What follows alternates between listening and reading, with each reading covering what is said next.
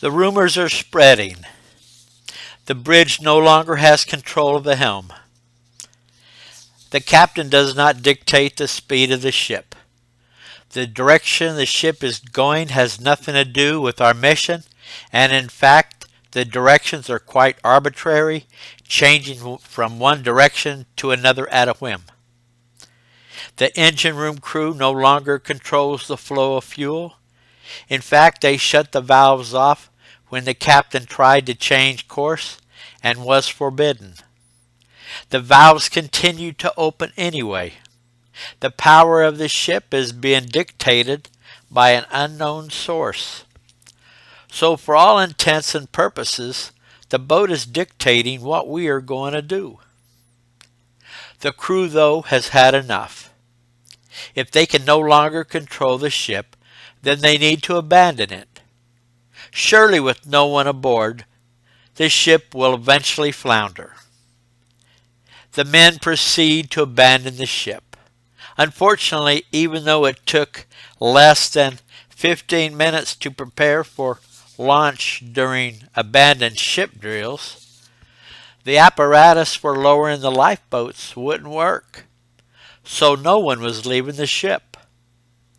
A look of futility and desperation clouded the crew members' faces until a group of men decide to lower a boat manually. Captain Romanoff then appears on deck in time to see members of the crew releasing a boat, and finding he had no chance to stop them, he could only watch as the boat started lower into the water. And with success just a mere few meters away from the water, the boat detaches in an unsafe manner from its secure harness. All 20 men aboard the small boat suddenly find themselves careened back and forth until the craft crashes down into the ocean. But survival of the 20 men takes a nasty turn as the little boat simply capsizes, catapulting its human cargo in both directions. The men are now thrashing around in the water with their life preservers on when they try to reach the little boat, but unsuccessfully because the water surrounding the boat is virtually acting as an impenetrable wall. The men are further startled to find that the life preservers they are wearing have lost their buoyancy, even though they have been in the water for barely minutes, and they are being literally pulled to the bottom of the ocean.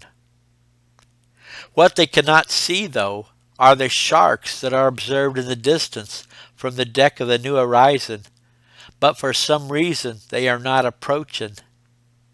In fact, they are appearing to surround the entire vessel, as if the vessel was in the midst of a criminal investigation.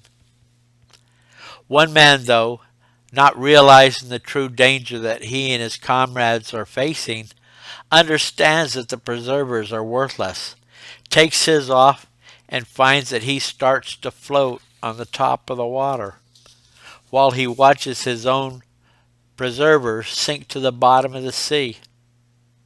Other men follow suit, and now there are 20 men without preservers floating on top of the water. But even though the ship is close, none of the men start swimming towards it.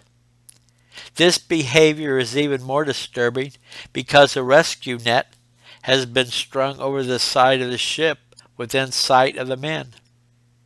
The crew starts throwing everything overboard that is nearby that floats at men that are now appearing cataleptic, thinking it could make a difference because the preservers must have been faulty.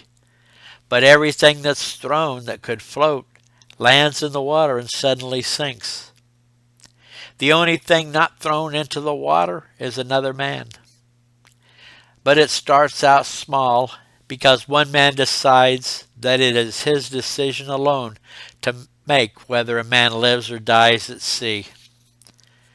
This man, though, was not affected by the bizarre behavior displayed by the men languishing in the water. They are living, but for all intents and purposes they appear dead. Something inexplicable is keeping them afloat. So without a preserver on his back, he jumps into the ocean, where he seeks out the closest crew member.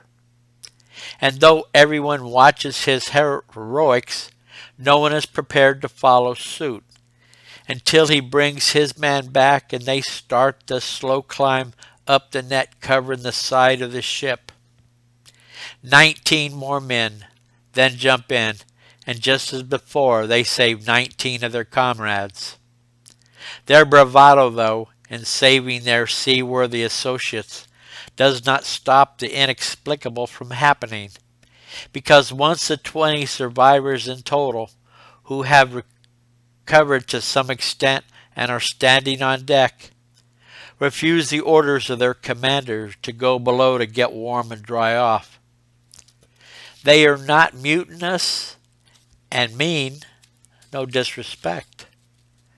They simply opted instead to walk to the center of the ship, where they hold on to each other and cry. Is accidental suicide the same as intended? Unfortunately for the captain, the one man that initiated the rescue operation and is safely back upon the ship gives him a strange look, and although the commander does not understand the significance of the look, he watches as the man jumps back into the sea. Some of his crewmates wanted to re-enter the water to retrieve him, but by this time the commander has taken full control of the situation and refused their attempt. Captain Romanoff and the man floating in the water with no life vest on can clearly see each other. But the man for some reason is not concerned for his own safety. The man looks in all directions, where he already knows of the shark's presence, and in his mind he mentally can imagine seeing the fins of the closest shark towards the south, and further out to the remainder that are virtually surrounding the entire ship.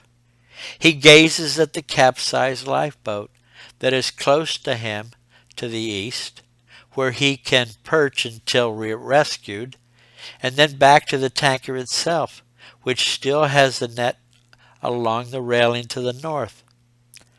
But with all these different directions where he can be rescued, he decides to swim into the open water to the west.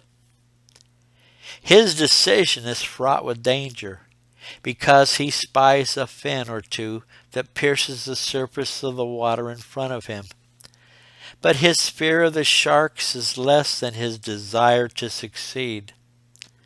So it does not appear that being rescued is his intention, as he continues to swim in a westerly direction, one stroke at a time.